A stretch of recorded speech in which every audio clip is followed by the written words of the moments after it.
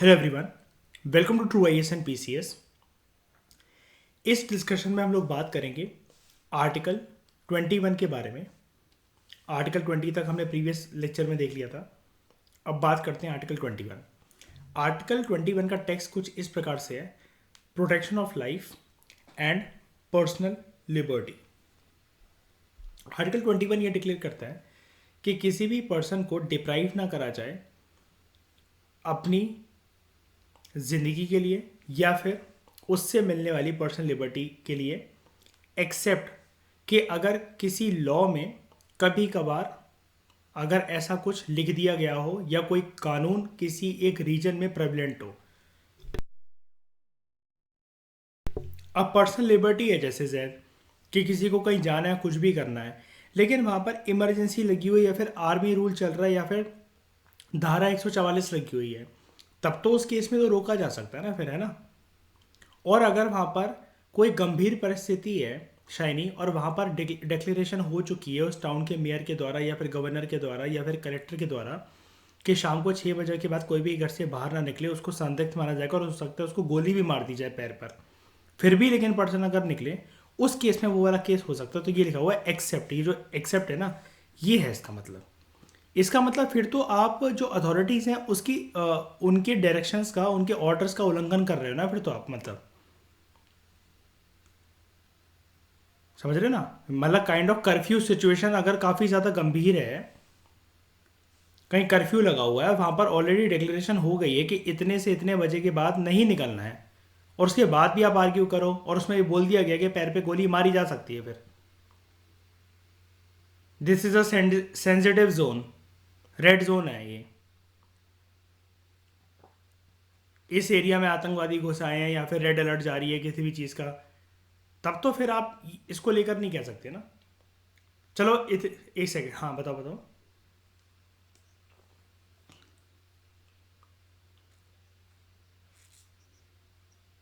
Suspend मतलब? हाँ बिल्कुल बिल्कुल बिल्कुल बिल्कुल। राइट राइट राइट का सस्पेंड हुआ है। यहाँ पर एक्सेप्शन ये है कि कभी कभार, मैं आपसे क्या बोल रहा हूँ, पूरे देश का तो ऐसा कुछ नहीं हो रहा है, किसी ना किसी एक स्पेशल सर्कमस्टांसिस में अगर किसी लॉ में एक ऐसा बोल दिया गया है, और आप जानते हो कि लॉ की कोई भी प्रोविजन टेम्पररी नेचर की होती है। अगर वहाँ पर परिस्थितियाँ ऐसी, मैं बता देता हूँ यार। एक बात बताओ, आप मार्केट जा रहे हो और 2020 का याद करो, मार्च महीना, जब लॉकडाउन लग रहा है बेफालतू में, मतलब आप फिर गले थोड़ी ना मिलते फिरोगे, या फिर उस टाइम पर आपको पता है ना कि इट वॉज अ ऑफेंस कि अगर आप किसी के ऊपर थूक भी दो या जानबूझ के अगर किसी से चिपका चिपकी कर रहे हो, तो ये भी चीज़ तो गलत है।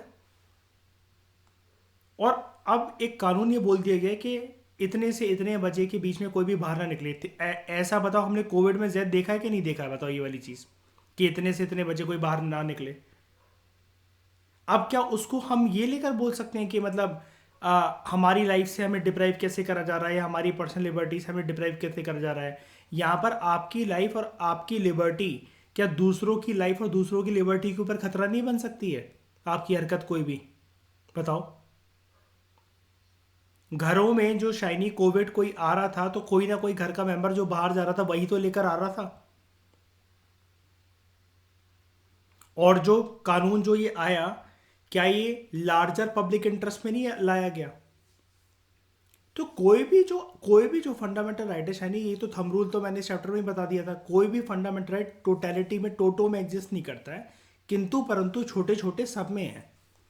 यानी कि स्पीड ब्रेकर हैं सारे फंडामेंटल राइट्स में, इसलिए तो हमने पढ़ा था एक line, fundamental rights are not of absolute nature. ठीक है। तो this right is available to both citizens as well as non citizens. अब ये तो अच्छी चीज़ लिख दी ना इन्होंने, इससे खुश हुए शायद नहीं ऊपर वाली बात से भले ही दुखी हो गए हो। अभी हम प्रोविजन जानते हैं, डोंट वरी, अभी आपकी बात पे भी आएंगे। एक केस आया था सुप्रीम कोर्ट के सामने 1950 में, आज़ादी के 3 साल बाद ही ये वाला केस आ गया था। उसका नाम था गोपालन केस। इसको हमेशा लिख कर आना जब भी स्टेट पीएससी या फिर यूपीएससी में अगर कभी मेंस में आर्टिकल 21 का जिक्र करो। पूरा नाम था इसका, ए K Gopalan, versus State of Madras case 1950। वापस चलते हैं, ये वाला केस।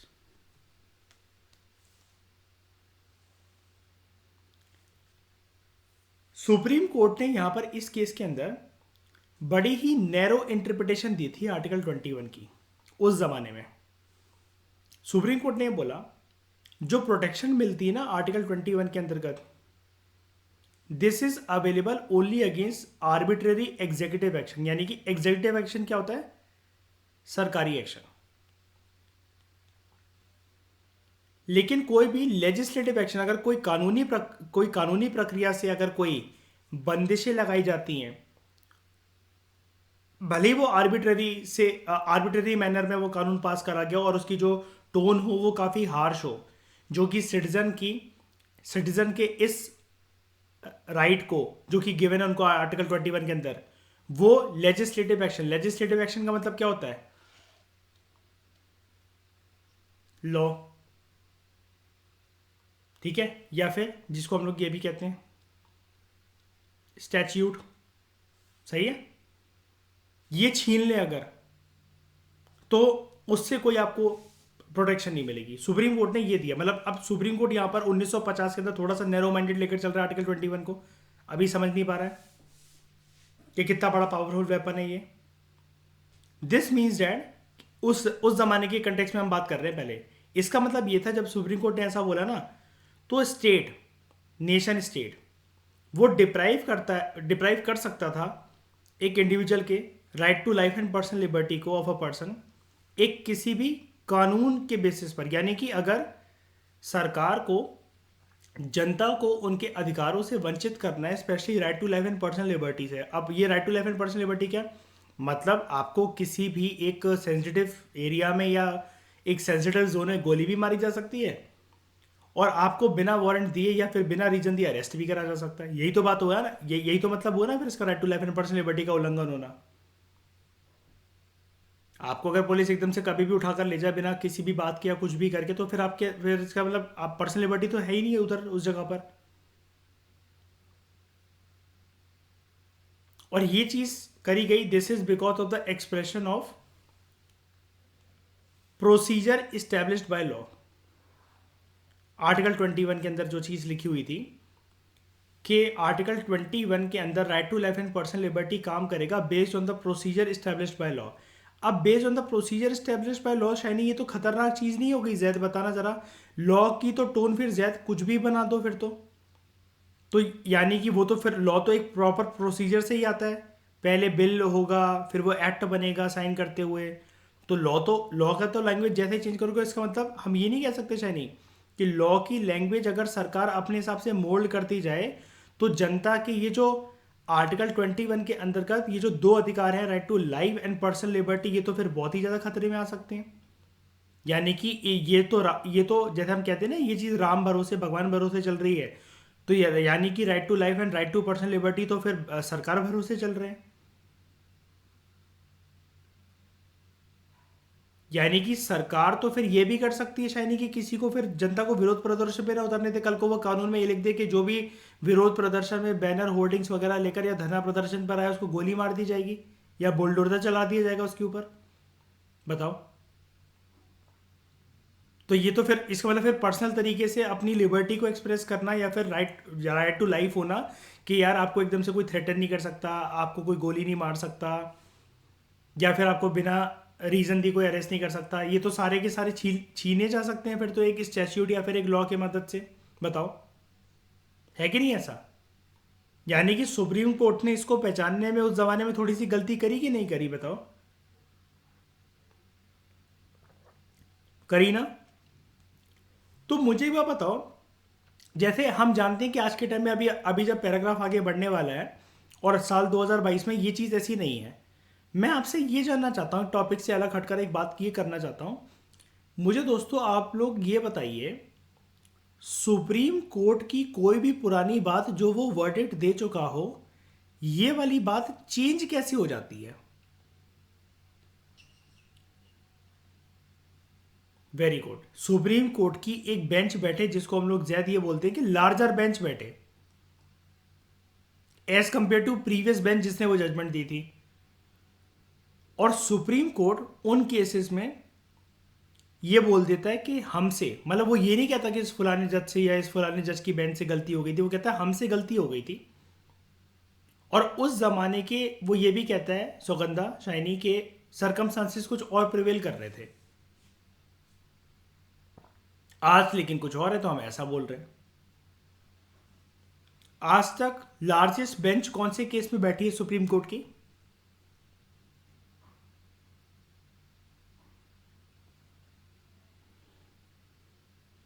लार्जेस्ट बेंच आज तक कौन से केस में बैठी है सुप्रीम कोर्ट की?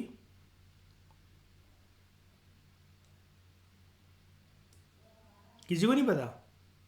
शाइनी, बताऊं तुम्हें मैं अभी? Very good. हाँ,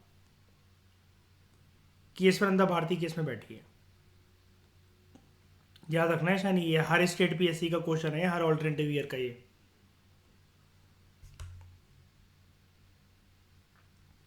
अब ये जो एक्सप्रेशन है प्रोसीजर स्टैब्लिश बाय लॉ, ये तो काफी डिफरेंट है from the expression due process of law. Due process of law, law के माध्यम से एक प्रक्रिया होनी चाहिए, और पहले वाली टोन ये कहती है जो प्रोसीजर जो बना दिया गया लॉ के द्वारा, उस प्रोसीजर के अंतर्गत ऐसा ऐसा होगा, यानी कि अगर वो प्रोसीजर चेंज हुआ तो कानून की टोन चेंज हो जाएगी, उससे मिलने वाले अधिकार चेंज हो जाएंगे लोगों के। अब ये जो चीज है due process of law, this is contained in American constitution. हमारा आर्टिकल 21 किसके ऊपर चलता है?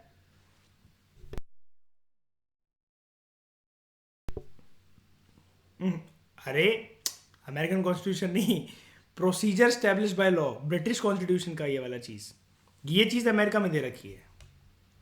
ठीक है, यानी क्या हो गया सुबह सुबह? हैंस जो वैलिडिटी है किसी भी कानून की जो कि प्रिस्क्राइब करती है, that is prescribe a procedure, यानी कि वही वाली चीज़ है जो मैंने बोला भी, आपको यही बोलेगा।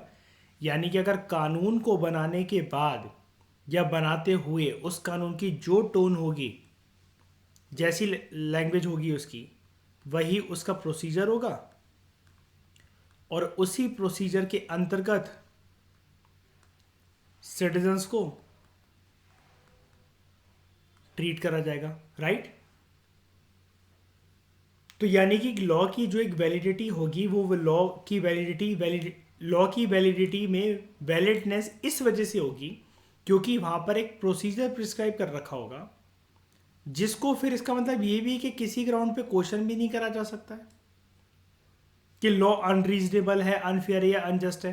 यानी कि यही तो बात हुई ना, यानी कि इसका मतलब उस जमाने में 1950s में हमने क्या लेजिस्लेटिव ऑर्गन को कुछ ज्यादा ही पावर नहीं देती कि तुम आराम से आओ और हमारे right to life and personal liberty को छीन लो, कानून को चेंज कर कर, कानून के टेक्स्ट को चेंज कर कर? बताओ। सेकेंडली, सुप्रीम कोर्ट ने यह माना कि पर्सनल लिबर्टी जो है, right to life and personal liberty है ना जो, तो उसमें जो वर्ड है personal liberty, it means only liberty relating to the person और बॉडी ऑफ द इंडिविजुअल।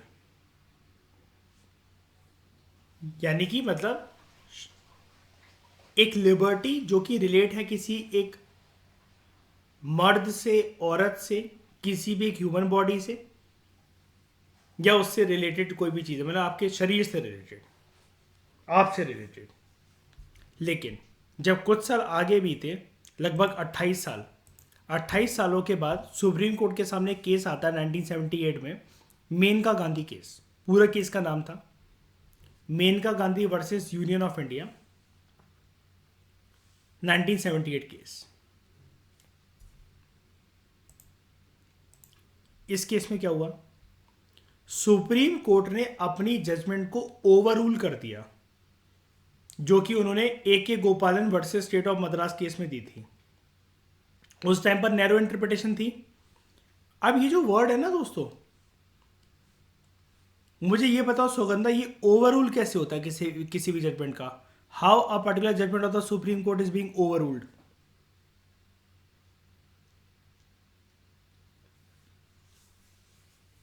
पहले बताओ ओवर रूल का मतलब क्या होता है, पहले मुझे ये बताओ ओवर रूल का मतलब क्या होता है। ओवर रूल का मतलब ये होता है ना शाइनी, सौगंधा, पोजीशन ए से पोजीशन बी पे खिसक जाना, पुराने वाले इसको छोड़कर इस पे शिफ्ट हो जाना नई पोजीशन पे, राइट। अब मुझे ये बताओ ये ओवरऑल की प्रक्रिया होती कैसे है।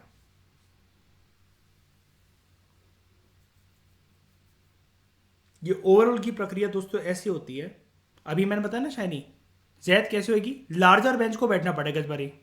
बस ये वाली बात बताना चाह रहा था कि अभी ये क्वेश्चन आ जाए ना अलग से यूपीएससी में शाइनी, तो परेशान मत होना कि अगर वो बोले which among the following signifies के ओवर रूल दिख रहा है इसमें आपको, कि आप कब कहोगे इनसे इनमें से जो चार ऑप्शन है इनमें कौन से केसेस में आप कहोगे कि सुप्रीम कोर्ट जो है अपनी जजमेंट को ओवररूल कर देता है। तो वहां पर आपको वर्ड देखे ना शाइनी कि लार्जर बेंच बैठनी चाहिए सुप्रीम कोर्ट की as compare to the previous case जिसमें जितनी बेंच बैठी थी उससे ज्यादा नंबर ऑफ जजेस बैठकर डिसीजन दें। बस जैसे ही आपको ये लार्जर बेंच वर्ड देखिए ना, आप समझ जाना ये ओवररूल की बात ही हो रही है, ठीक है। और ऐसे सबसे बड़ी आज तक, मतलब ओवरऑल नहीं कहूंगा मैं, ऐसे सबसे बड़ी बेंच कौन से केस में बैठी है आज तक।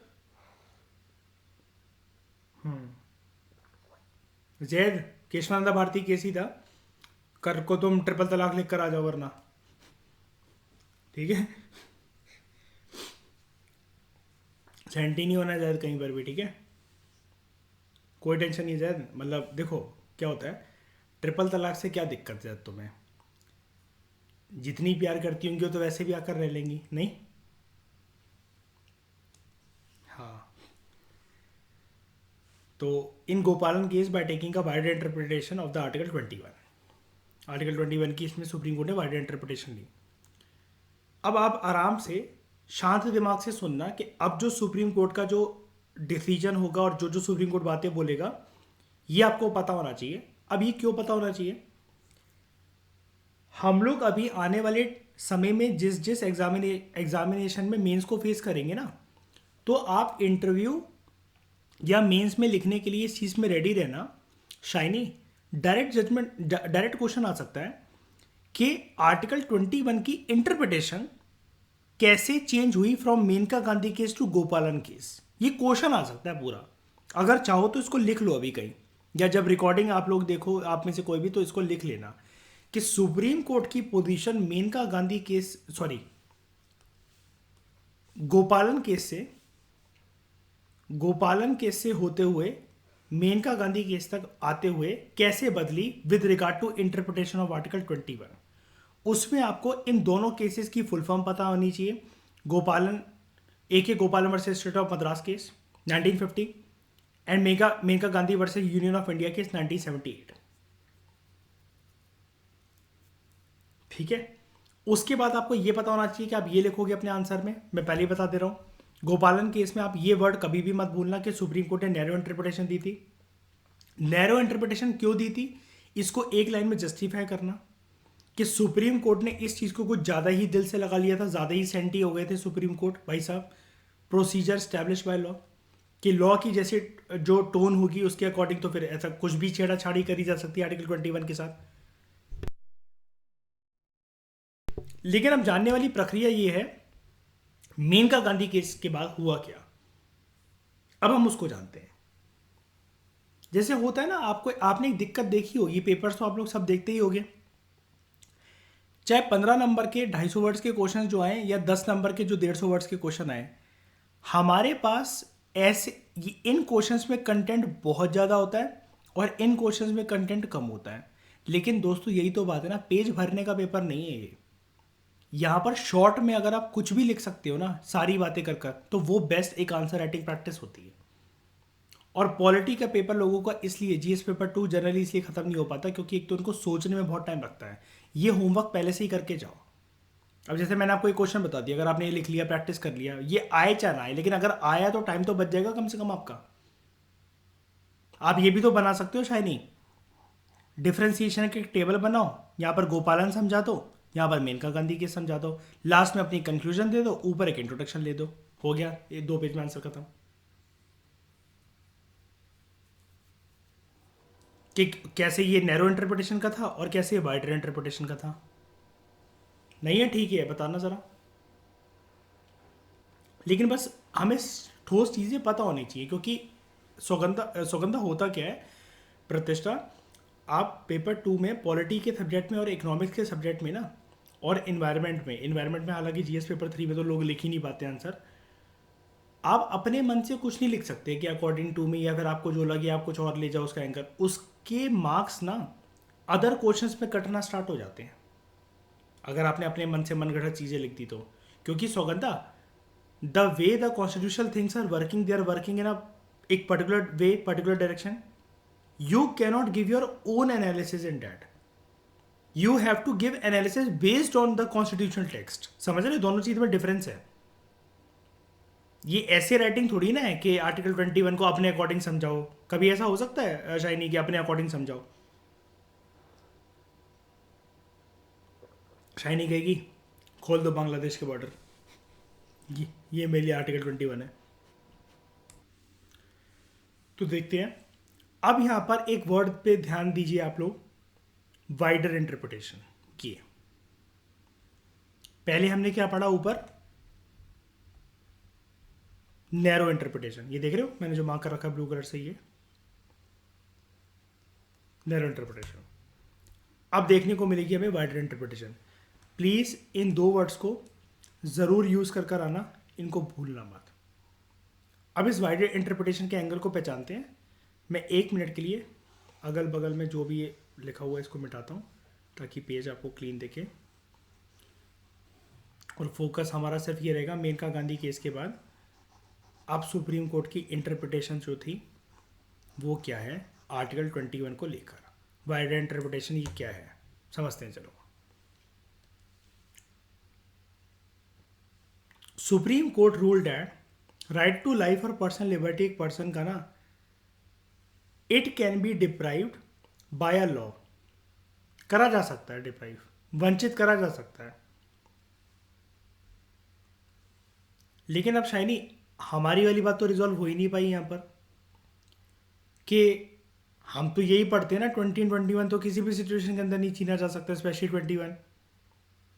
लेकिन फिर यहाँ पर अभी तक तो अगर मैं यहाँ पर इस लाइन को ख़त्म कर दूँ तो अभी तक तो ये मुझे ज़्यादा ऐसा ही नहीं दिख रहा कि ऊपर वाली इंटरप्रिटेशन ही दी है यहाँ पर तो सुप्रीम कोर्ट ने. वो यही वाली बात वो ऊपर कह रहा था गोपालन केस में, और यही वाली बात यहाँ पर सुप्रीम कोर्ट के द्वारा मेनका गांधी केस में कही जा रही है ना. लेकिन इसके आगे पढ़ते हैं. सुप्रीम कोर्ट ने यहाँ पर एक ना ये बोला प्रोवाइडेड, एक चीज बोली कि ये काम कब करा जा सकता है, कि जो प्रोसीजर प्रिस्क्राइब करा गया ना लॉ के द्वारा, यानी कि right to life and personal liberty को एक कानून ये बोले कि हम थोड़ा सा लिमिट करने जा रहे हैं, वो कानून जिस प्रोसीजर से बनाया गया हो ना, 3 वर्ड्स पे ध्यान देना, वो कानून और कानून बनाने की प्रक्रिया रीजनेबल होनी चाहिए, फेयर होनी चाहिए और जस्ट होनी चाहिए. सुप्रीम कोर्ट के इन वर्ड्स को प्लीज यूज कर कर आना अपनी आंसर राइटिंग में. इसको भूलना मत, मैं इसलिए आराम आराम से आपको पढ़ा रहा हूं, भागना मत. ये 3 वर्ड्स यूज नहीं करोगे, किसको कितनी भी अच्छी नॉलेज हो नंबर नहीं मिलेंगे. इन अदर वर्ड्स, यहां पर इस केस में अभी तक आर्टिकल 21 में जो यूके के कॉन्स्टिट्यूशन का फ्लेवर चला रहा था, procedure established by law, supreme court ने मेनका गांधी केस से इंटरप्रिटेशन लेकर इसके अंदर फ्लेवर डाल दिया डियो प्रोसेस ऑफ लॉ का, जो कि अमेरिकन कॉन्स्टिट्यूशन का पार्ट है. अब देख रहे हो. अब मैं एक बात फिर से बता देता हूं, ठंडे दिमाग से सोचो. यहां पर शाइनी अमेरिकन कॉन्स्टिट्यूशन का जिक्र करना या फिर ये चीज़ हम यूके से कॉन्स्टिट्यूशन बोरोड करी हुई चीज़ को हटा रहे हैं और अमेरिका की ली हुई अमेरिका कॉन्स्टिट्यूशन से ये वाली चीज़ उठाकर यहाँ पर डाल रहे हैं, ऐसा कुछ भी सुप्रीम कोर्ट ने अपने मुंह से नहीं बोला, अपने जजमेंट में नहीं बोला. लेकिन सुप्रीम कोर्ट का ये बोलना कि सिर्फ कानून कैसे भी बना दिया जाए प्रोसीजर स्टेब्लिश बाय लॉ, इससे काम नहीं चलेगा. वो प्रोसीजर जो होना चाहिए वो रीजनेबल होना चाहिए, फेयर होना चाहिए, जस्ट होना चाहिए. तो यानी कि आर्टिकल 21 में जो अभी तक प्रोसीजर स्टैब्लिश बाय लॉ चला रहा था, जो कि पहचान है, जो कि छाप है यूके के कॉन्स्टिट्यूशन की, ब्रिटेन की कॉन्स्टिट्यूशन की, अब सुप्रीम कोर्ट ने इससे थोड़ा सा डाइवर्जेंस और शिफ्ट लेते हुए अमेरिकन कॉन्स्टिट्यूशन के ड्यू प्रोसेस ऑफ लॉ को इंपॉर्टेंस दी। ये तीन चीजें बोलकर कि वो जो है रीजनेबल हो, फेयर हो और जस्ट हो। तो यहां पर सुप्रीम कोर्ट ने क्या इंट्रोड्यूस करा? ड्यू प्रोसेस ऑफ लॉ, जो कि एक अमेरिकन कॉन्स्टिट्यूशन का एक्सप्रेशन है। अब लेकिन सुप्रीम कोर्ट बोलना क्या चाह रहा था इस बात से, ये भी जान लेते हैं। सुप्रीम कोर्ट यहां पर यह बोलना चाह रहा था, इन इफेक्ट जो प्रोटेक्शन हमें मिलती है under article 21, it should be available not only against arbitrary executive action. यानी कि अब जो है ऊपर हमें इंटरप्रिटेशन इससे क्या मिल रही थी शाइनी जैद कि याद है ये कानून जैसा भी मर्जी बनेगा ये लॉ, तो जो इसका टेक्स्ट होगा उसके अकॉर्डिंग इसका मतलब हमारा आर्टिकल 21 डगमगाता रहेगा, क्योंकि प्रोसीजर स्टैब्लिश बाय लॉ है। लेकिन अब सुप्रीम कोर्ट ने ये बोला यहां पर ना ऐसा नहीं कि कोई भी गवर्नमेंट एक्शन होगा चाहे भले ही वो आर्बिट्ररी हो। ऊपर तो हमें यही लग रहा था ना कि शाइनी कि अगर वो आर्बिट्ररी भी होगा तभी हमें मानना पड़ेगा, आर्टिकल 21 से right to life and personal liberty छीने जा सकते हैं, लेकिन वो आर्बिट्ररी नहीं होना चाहिए वो। अब आर्बिट्ररी ऐसे, अब शाइनी ये वाली बात आ जाती है कि कर्फ्यू वगैरह के टाइम पर अब वो करके अगर आप सरकार ये बोल दे कि यार पैर में गोली भी मारी जा सकती है, बंदे को बिना रीजन दिए मारा जा सकता है, ये आर्बिट्ररी नहीं हुआ? बताना जरा। ऐसा कोई एग्जीक्यूटिव ऑर्डर, कोई एग्जीक्यूटिव एक्शन सरकार के द्वारा पास नहीं करा जा सकता। ठीक है, it should be available not only against arbitrary executive action but arbitrary legislative action also. कि ऐसा कोई कानून भी नहीं बन सकता और सरकार ऐसी कोई ऑर्डर भी और वो सब भी नहीं दे सकती। वो करो एक लिमिट में दो। अच्छा एक बात बताओ, लॉकडाउन में जब हम लोग बाहर निकल रहे थे बहुत गंभीर परिस्थिति थी, ना कि सिर्फ भारत की, ना कि हमारे सिर्फ गली मोहल्ले की, पूरे विश्व की, पूरी दुनिया की। उस केस में भी जो लॉकडाउन में वीडियोस आ रही थी जिनको हम टीवी पे देख देख के हंस रहे थे, लोगों को पुलिस से डंडे पड़ रहे थे, स्कूटी रोक रोक कर, वो रोक कर गोलियां चल रही थी क्या लोगों पे? कभी ऐसा कोई केस सुना कि पुलिस वाले ने, इंडिया के पुलिस वाले ने, कोई लॉकडाउन में शाम को बाहर निकले उसको गोली मार दी? फाइन लग सकता है, पेनल्टी लग सकती थी जैद, मास्क के ऊपर चालान लग सकता था, मारा भी चलो पुलिस ने डंडों से, मतलब वो करके कि जल्दी जाओ घर जाओ, क्या घूम रहे हो, ये वो करके। और ऐसी वीडियोस मतलब बहुत वायरल हुई उस टाइम पर, है ना। लेकिन उनको देखकर हंसी आती थी कि कैसे पिट रहे हैं, उठक बैठक लगवा रहे हैं पुलिस वाले, पुशअप्स लगवा रहे हैं। लेकिन सौगंधा प्रतिष्ठा क्या उनको गोली मार दी क्या किसी को इतनी सी बात पर? अच्छा, और ये लॉकडाउन लगाना या फिर मास्क का ऊपर इतना चालान लगाना या फिर पुलिस वालों को डंडा मारना, ये सब किसकी वजह से हो रहा था शाइनी? एग्जीक्यूटिव एक्शन ना, एग्जीक्यूटिव एक्शन ना। लेकिन क्या ये एग्जीक्यूटिव एक्शन आर्बिट्ररी मैनर में प्रैक्टिस करा क्या? क्या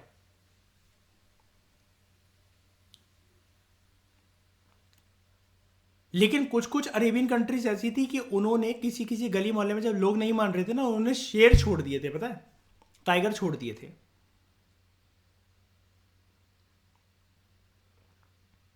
हमारे ऐसा करा गया कि हमें घर पे बिठाने के लिए कि क्रोकोडाइल और शेर वगैरह ये सब छोड़ दिए गए, या फिर आर्मी को बुलाया गया और बोला गया जिसको देखो गोली मार दो? नहीं ना। ये चीज क्यों? इस मेनका गांधी केस के बाद से जो ये वाइडर इंटरप्रिटेशन है ना, ड्यू प्रोसेस ऑफ लॉ को फॉलो करने की वजह से, इसकी वजह से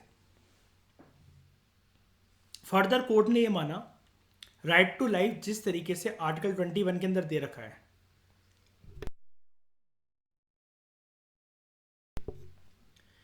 ये सिर्फ it is not only confined to animal existence या एनिमल सर्वाइवल, लेकिन जितने भी लोग जो होते हैं, जिन मतलब कोई भी जो है लिविंग बॉडी जो है, इंसान को ये अधिकार मिलना चाहिए कि वो ना एक जिंदगी पर्पसफुल मैनर और ह्यूमन डिग्निटी के साथ बिता पाए, और सारे के सारे जो एस्पेक्ट हैं लाइफ के वो इस प्रकार से उसके जीने की परिस्थितियां ऐसी हों, आर्टिकल 21 ऐसा फ्लेवर ऐड करे और वो चीज़ बरकरार रहे, कोई भी एग्जीक्यूटिव एक्शन या लेजिस्लेटिव एक्शन की मदद से छीने ना जाए, कि जो इंसान के जीवन को मीनिंगफुल, कंप्लीट और वर्थ लिविंग बनाती है ना, कि उसको एहसास हो कि इंसानी जीवन में जन्म लेने का कोई फ़ायदा हुआ है और मुझे, मेरे पास अधिकार हैं जिनसे मुझे वंचित नहीं करा जा सकता, छीने नहीं जा सकते। ये चीज़ बरकरार रहनी चाहिए, मतलब इसका flow should go like this, like this, like this. ऐसा नहीं कि इसका फ्लो कल को होते होते, ऐसे होते होते टूट जाए, यहाँ आ जाए, नहीं। It should continue like case A, not like case B. Supreme court ने यह भी रूल करा कि जो एक्सप्रेशन है पर्सनल लिबर्टी इन आर्टिकल 21, इसकी इंटरप्रिटेशन कोई फिक्स नहीं है, सुप्रीम कोर्ट ने बोला। मेरी बात ध्यान से सुनना, सुप्रीम कोर्ट ने बोला हम इसका, जब पूछा गया इस केस में कि सर जी ये बताइए कि पर्सनल लिबर्टी में आप क्या क्या कहना चाहेंगे, कि क्या क्या चीज़ें पर्सनल लिबर्टी में आती हैं। सुप्रीम कोर्ट ने बोला we cannot give you a list, क्योंकि ये एक वाइडेस्ट एम्पलीट्यूड का एक सिंबोलिज्म है पर्सनल लिबर्टी। और जैसे जैसे मानव जीवन आगे बीतता चला जाएगा, ज़माना आगे बीतता चला जाएगा, आगे साल बीतेंगे, डिकेड्स बीतेंगे, ये जो लिस्ट है ना, मेरी बात ध्यान से सुनो सब लोग, ये जो पर्सनल लिबर्टी की लिस्ट है, सुप्रीम कोर्ट ने बोला कुछ बातें हम अभी बता देते हैं, लेकिन this list should go on, party should continue. इसमें नए नए राइट्स ऐड होते चले जाएंगे, होते चले जाएंगे, होते चले जाएंगे, होते चले जाएंगे। तो सबने पूछा सुप्रीम कोर्ट से सर जी ऐसा क्यों कह रहे हो आप, क्योंकि उन्होंने बोला, सुप्रीम कोर्ट ने बोला देखो, वक्त के बीतने के साथ, ज़माने के बीतने के साथ और देश की परिस्थितियां बीतने के साथ पर्सनल लिबर्टीज की जो डेफिनेशन होती है एक इंसान की, वो भी बदलती रहती है। और अलग अलग केसेस के अंदर सुप्रीम कोर्ट ने अपनी इस जजमेंट को बार बार बरकरार रखा है, रीअफर्म करा है, जो कि उन्होंने मेनका गांधी केस में दी थी, Maneka Gandhi versus union of India case 1978। अब सुप्रीम कोर्ट ने आर्टिकल 21 के अंदर क्या क्या राइट्स बताए हैं हमें, कि मतलब वही सारी चीज़ें, right to life and personal liberty वाले। अब उन्होंने बोला है सुप्रीम कोर्ट ने कि right to life and personal liberty जो है वो एक लिस्ट है पूरी की पूरी। एंड मैंने बोला नहीं, this list is not restricted. ये लिस्ट जो है, इसका नीचे वाला कोई पेज नहीं है, ये कोई हिस्सा नहीं है। ये जैसे जैसे अगर ये बढ़ता चला जाएगा ये ऐसे, तो ये पेज लंबा होता चला जाएगा, फिर ये अगर बढ़ता चला जा रहा है फिर ये लंबा होता चला जाएगा, फिर अगर कुछ नई चीज़ ऐड होती चली जा रही है। ये यहाँ पर कोई फुल स्टॉप भी नहीं है कि this is a complete set of personal liberty और इंसान को सिर्फ इसी दायरे के अंदर रहना है, नहीं, ऐसा कुछ नहीं बोला सुप्रीम कोर्ट ने। अब देख लेते हैं एक बारी इस लिस्ट में क्या क्या चीज़ें आती हैं।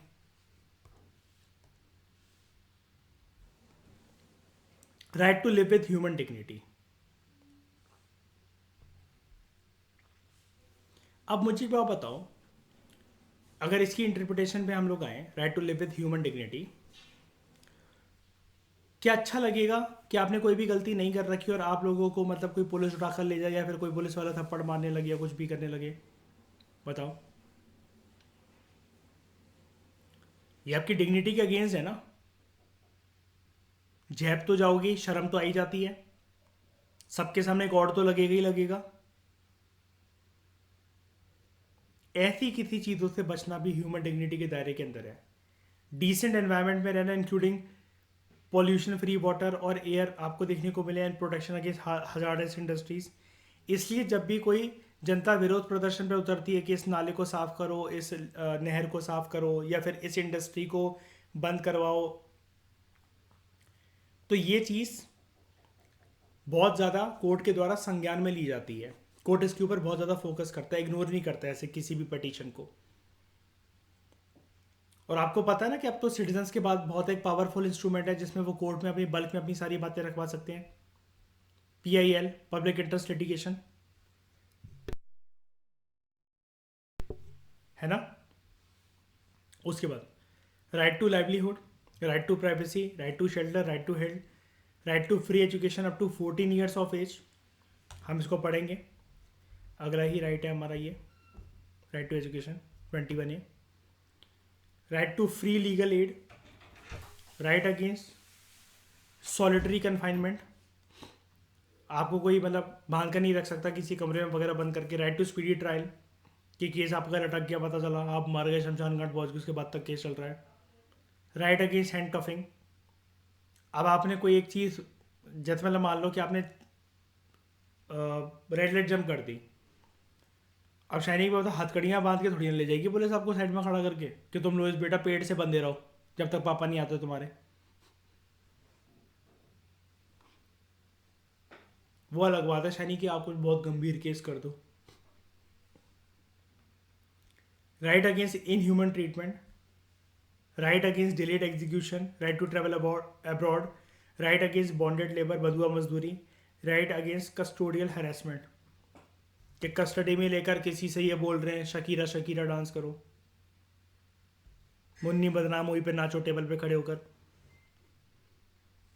Right to emergency medical aid, right to timely medical treatment in government hospital, देश निकाला एकदम से किसी को भी ना दिया जा सके।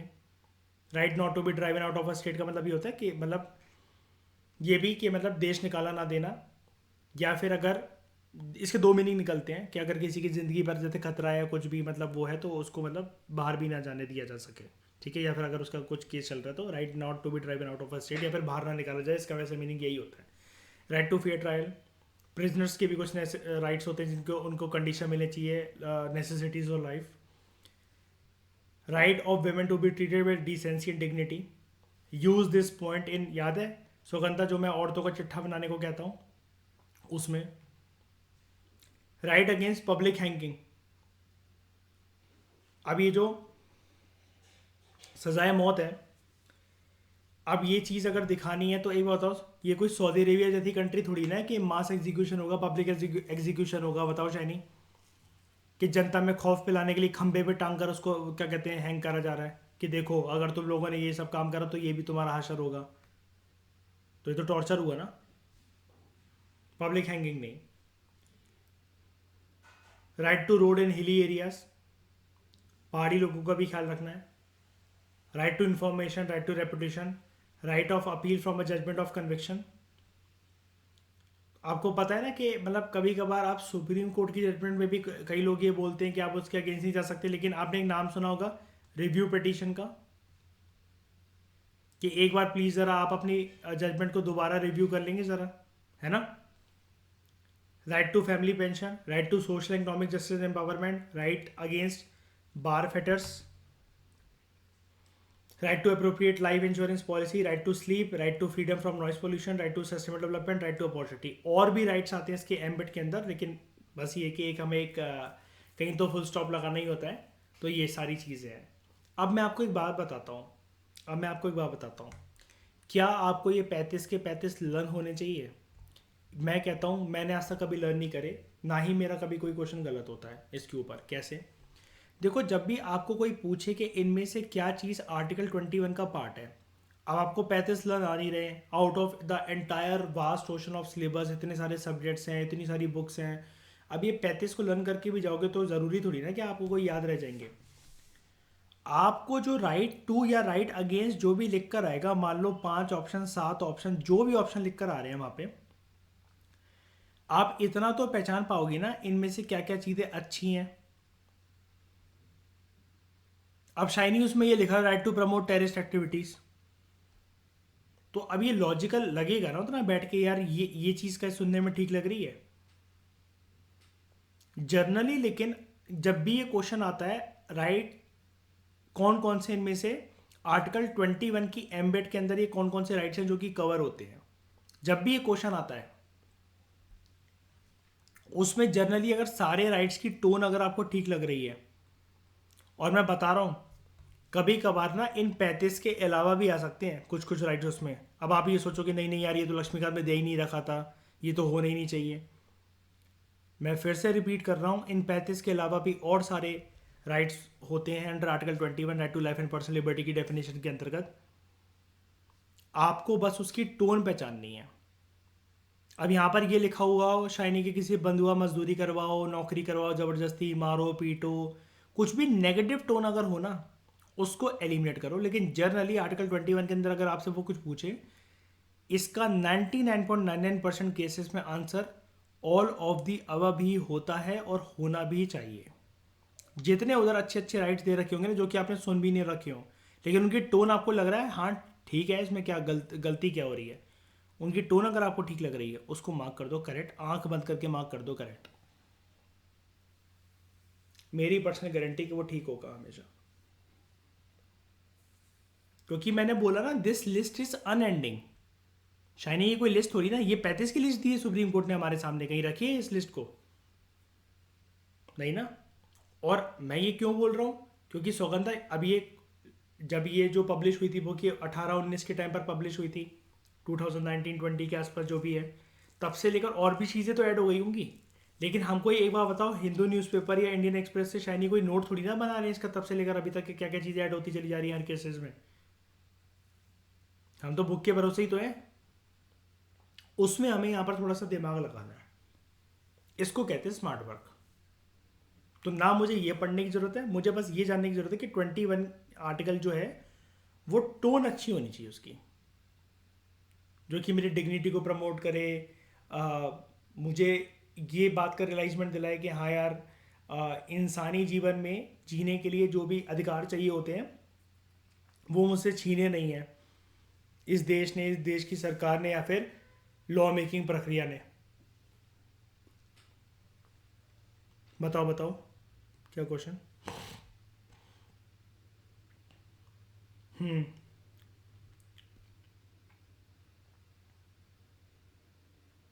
नहीं, ऐसा कभी कोई क्वेश्चन नहीं आता। हाँ, ऐसा नहीं आता, क्योंकि देखो ऐसे फिर पूछने को फिर ऐसे बहुत सारी चीज़ें हैं कि किस में आता है कि, लेकिन अगर ये जो राइट होते हैं कि कस्टोडियल हरेसमेंट वगैरह, मैं वही तो बोल रहा हूँ कि एक बारी 21 को, अब ऐसा तो है नहीं कि आप इस लिस्ट को फाड़ ही दोगे, लक्ष्मीकांत में बिल्कुल काट ही दोगे। हमेशा जितने बार ये सामने आएगा तो आप इसको पढ़ोगे ना। और मैंने आपने आप ना, आप लोग मुझसे सवाल नहीं करते हो, आपको छूटते ही मुझसे पूछना चाहिए था, सर ये क्या है राइट अगेंस्ट बार फैक्टर्स। अब क्योंकि आपने नहीं पूछा तो मैंने भी नहीं बताया। अब ये जिम्मेदारी आपकी है कि आज के दिन आप हमारे प्राइवेट ग्रुप पे इसकी एक्सप्लेनेशन दोगे। जैद, शाइनी, प्रतिष्ठा और सौगंधा, इसको ढूंढो गूगल से या कहीं से भी, और मुझे इसकी एक्सप्लेनेशन दो 150 वर्ड्स में, ये है क्या, ये कैसा राइट है, ये क्या होता है इसे। हाँ, लेकिन आप मुझे बताओ, वो सही कह रहे हो, आप आयरन चेन वगैरह में बांध देते हैं मतलब वो करके, लेकिन फिर भी ये मुझे प्रॉपर तरीके से बताओ कि ये है क्या, ये मतलब ये राइट ये क्यों लिखा है, मतलब ये टोन क्या है, बार फैक्टर्स क्या होता है ये मेरे से।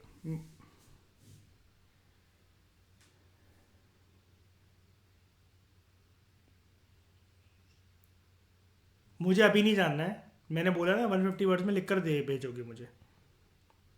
I don't want verbal explanation, वरना मैं आर्टिकल 21 छीन लूंगा तुम्हारा। पता है कौन सा, शाइनी, राइट टू स्लीप।